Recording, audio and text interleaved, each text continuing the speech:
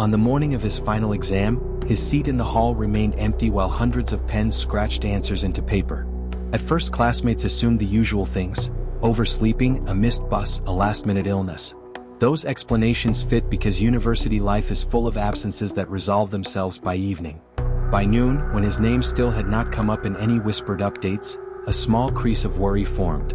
His friends tried his phone. It went straight to voicemail. His mother answered when a fellow student called and listened with a voice that softened as she heard the story. She drove to campus with a calm that hid how quickly it could break.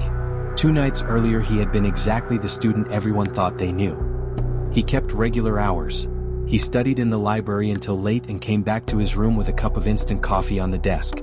He carried himself like someone who planned carefully. A scholarship application on his laptop, photocopied past papers in a folder, a list of dates written in a tidy hand.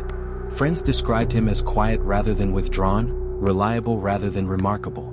He laughed the right amount and answered, "I'll make it," when people asked about internships in the future. The morning before the exam he had left his room at dawn. A thin jacket, a backpack with one worn strap, a face without the usual strain but with a purpose that suggested he believed in the work ahead. He walked through corridors that smelled like boiled eggs and instant coffee. He passed a group of students trading last-minute tips and did not stop. No one remembered seeing him after that. His roommate assumed he had gone to the library, other friends assumed the same. Each assumption appeared reasonable until it did not. When evening arrived and he did not return to his room, the assumptions hardened into worry. His mother called again, louder this time. They checked the usual places: library, friends' rooms, the cafe where he sometimes ate noodles. His ID and wallet were missing from the drawer. His phone had been left charging on his desk earlier in the week but now was nowhere to be found. There were no signs of packing. There were no notes. Nothing suggested a planned departure, and nothing suggested a sudden decision either. The police were called. The first officers approached the case as they often do with missing students during exam season. Checklist, pattern, probability. They asked about pressure and moods. Did he have a history of depression? Had he been talking of death? These questions are efficient because they compress complexity into familiar boxes. The family answered protests and denials. They insisted he was not the type to give up. Yet the officers searched the usual places: local hospitals, common jump sites, emergency rooms, and registered a formal missing person file. They collected the facts they could easily collect: the student schedule, his friends' contact lists, his last known locations. For them the case fit too neatly into familiar charts of stress and despair, but one unit quietly pulled footage from cameras along the route he likely took the night before. The CCTV showed him walking down a familiar street under sodium lamps. He moved with the low, hurried gait of someone thinking about a test. For several minutes the footage recorded nothing remarkable. Then another figure appeared, not in conversation, not turning to block him, but following a few yards behind. The figure kept a deliberate distance, shifting when the student stopped, keeping time when the student changed pace. It was easy to imagine a stranger in that blur, a random tale on a weekday night. But someone on the team rewound the footage and watched closely. The follower timed his steps with an unusual consistency. He paused when the student paused, slowed when the student checked his phone. The image held the patient, small persistence characteristic of someone who had planned to be there. That discovery changed the tone of the investigation. The case stopped being only about pressures and became about choices made in plain view. Detectives made lists. People close to him, people with access to his routine, those who knew his routes and small habits. They interviewed his roommate, classmates, a girlfriend from the previous year, tutors, and the barista at the campus cafe who remembered him always ordering the same bitter tea. They revisited social media and message threads. In the soft glow of detective work, patterns took shape around the edges. One name appeared more often than others: Kai, his closest friend. They had been study partners since orientation. Their photos together were full of classmates' jokes about doubles. They shared notes and late-night snacks. If there was anyone who could recite his timetable while half asleep, it would be Kai. The police checked Kai's phone for pings and locations. The data showed movement that overlapped the time and place of the night footage. Kai's phone registered near the camera that recorded the follower for a short window right before the student disappeared from view. That alone meant nothing until a mix of receipts, bus manifests, and witness recollections began to fill the spaces between data points.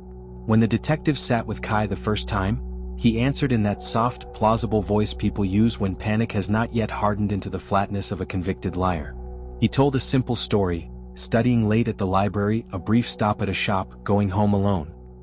He looked tired, his shoulders hunched as if he had been carrying more than was warranted by study. When the footage was shown, the curved grain of the night and then the follower, Kai's face did not register surprise so much as a slow, controlled defensiveness. He denied following, insisted he had not, and explained the pings as the result of being near the area for unrelated reasons. For now, his testimony fit his warmth in photos and the years of language that friendship produces. Investigators continued. Small details assembled in ways that grew heavy with implication. A taxi driver remembered picking up a passenger near the campus gate that night who paid in cash. He remembered a motorbike with 2 helmets passing at a certain corner. A cleaner found a black knit glove under a hedge near the route, a single glove frayed at the thumb.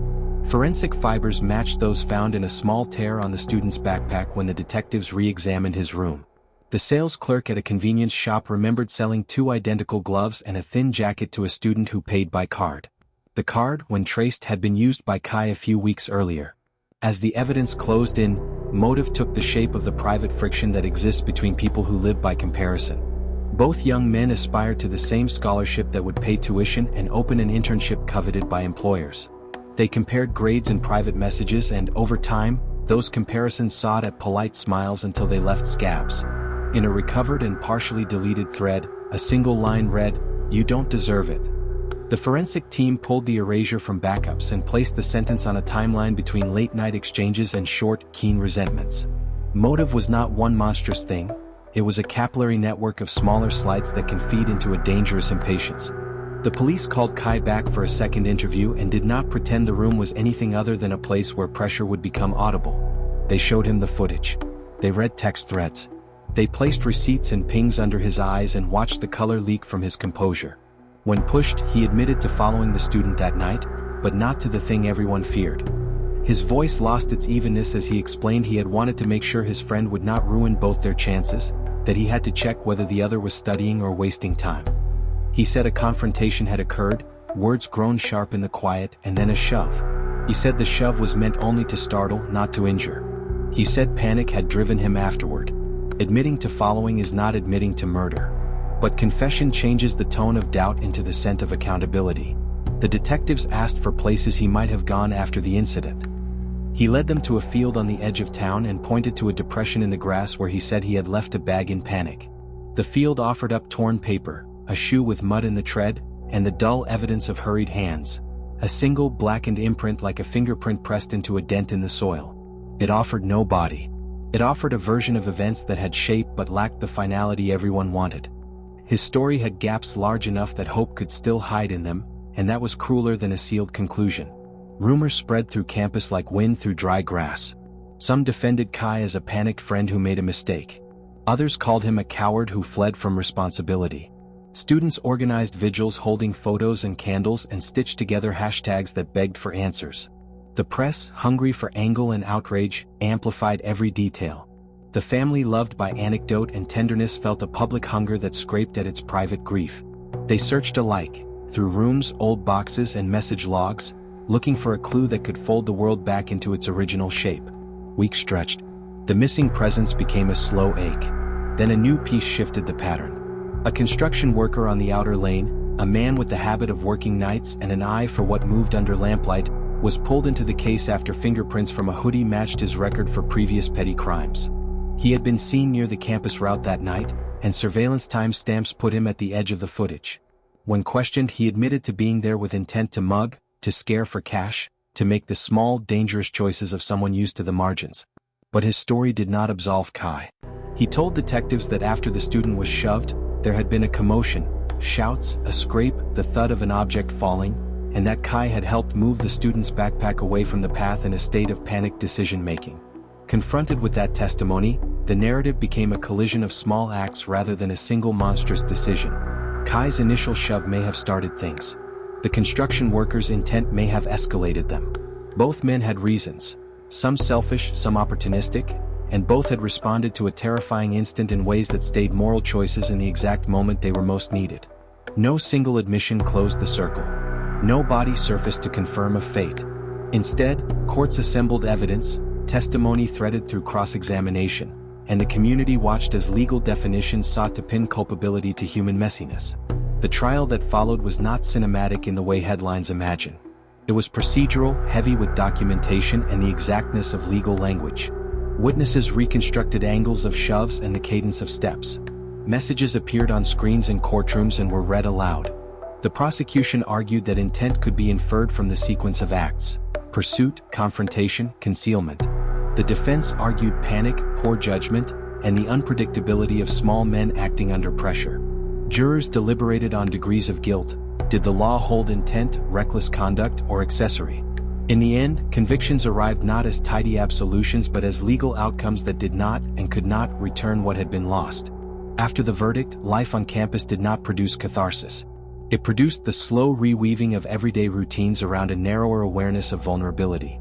Students who had laughed with them now paused at the corner where the CCTV had shown the two figures.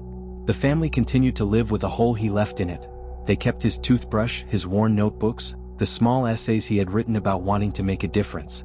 They refused to call him dead because language failed to accommodate the way the missing exist for those who loved them, neither present nor entirely gone. They set a small plaque in the study garden in the year he vanished. A name, a year, an absence for strangers to notice and move on from. 2 years later, the case sits in memory like a hollow space that asks more questions than it answers. There are nights the phone still rings in the family's house with strangers seeking updates. There are students who say they still slow their steps at that corner. There are parents who now ask their own children a different question when they leave the room. Who are you going with? Who might follow you? Who knows the route you take? The story defies the urge for a neat moral because human lives rarely end in neat forms. It does not offer a single villain or a single cause. It offers instead the small machinery of ordinary choices that, when combined, can produce a catastrophe no one intended. If there is a lesson that can be lifted from the wreckage, it is an urgent, uncomfortable one. Proximity does not guarantee knowledge of the heart. People who are close can harbor resentments that become combustible when mixed with stress. Panic can transform a shove meant to teach a lesson into an act whose consequences cannot be foreseen. Systems assume patterns. Pressure leads some to despair, but patterns blind us to the ways interpersonal cruelty and small crimes can intersect. The family learned, in every incremental way, what it means to carry absence. The campus learned what it means to mistrust a familiar face. The last image we have of him is ordinary and final. A figure under amber streetlights, a backpack, a head bent toward a phone, the measured steps of someone following a few paces behind. That image contains no glory, no tidy meaning. It asks us to notice how small grievances can build, how choices made in private rip outward, and how the people who know our routes also know the places where we are vulnerable. In the end, the student's seat remains empty in a hall where papers are still handed out every exam season. People file in and out. The world does not stop. But sometimes, when the hall is quiet and the clock hangs heavy, a name is spoken softly by someone who remembers, the student who never returned.